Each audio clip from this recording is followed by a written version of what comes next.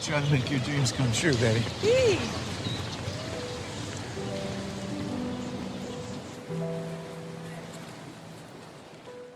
Before, Sunrise, Sunset e Midnight, de 1995, 2004 e 2013, compõe uma trilogia dirigida por Richard Linklater, o mesmo diretor de Boyhood, de 2014.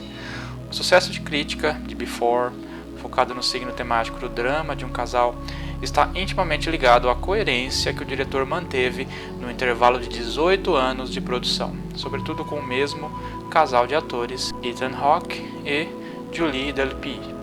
Gostaria de saber por que a trilogia Before está longe de ser um clichê típico dos filmes românticos? Veja aqui em Cine Semiótica Review sob uma nova ótica. Verão Europeu de 1994, um trem com destino à Áustria, com dois jovens de 20 e poucos anos em lugares diferentes do trem. Antes do seu destino, Jesse é obrigada a mudar de lugar em função da briga de um casal austríaco. Ao sentar-se ao lado de Celine, começa toda a história de Before Sunrise, de 1995. Ele, um americano imaturo, simples e pragmático. Ela, uma jovem parisiense profunda, realista e madura. Antes de descer do trem, Jesse pergunta se Celine gostaria de descer em Viena e dar um passeio durante aquela tarde. Após esse encontro inesperado, ambos se apaixonam, despedem-se antes do nascer do sol, Sunrise do título, e prometem se encontrar em 6 meses.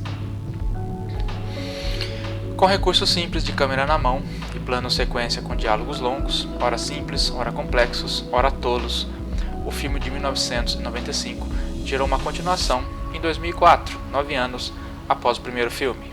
A coerência de Richard Linklater é levada até as últimas consequências por diversos motivos.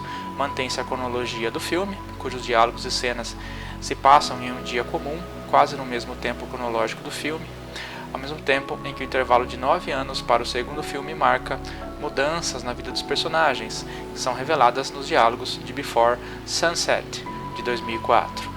Essa continuação mostra os jovens se encontrando em Paris, local em que vive Celine, mostrando aos poucos como foi a vida de cada um.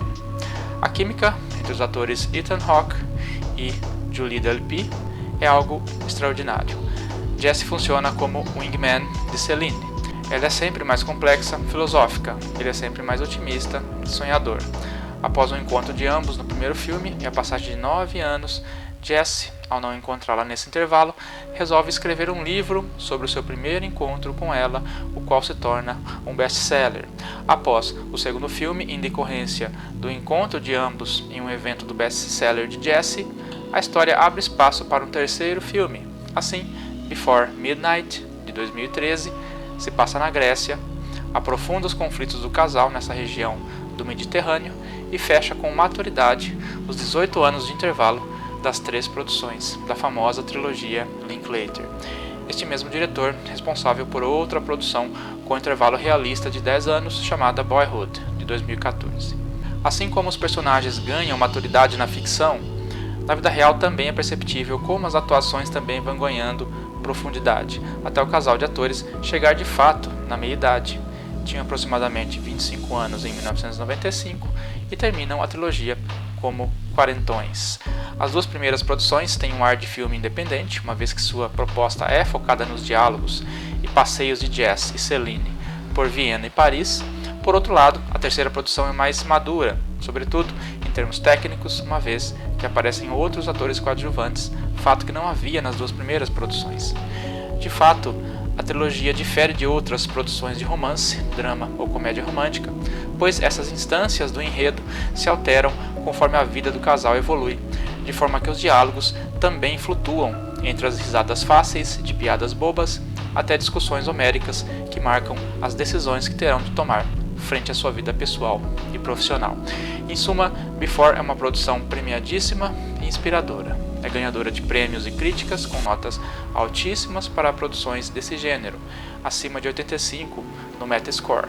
Os filmes possuem também uma base de fãs que passeiam pelas mesmas locações.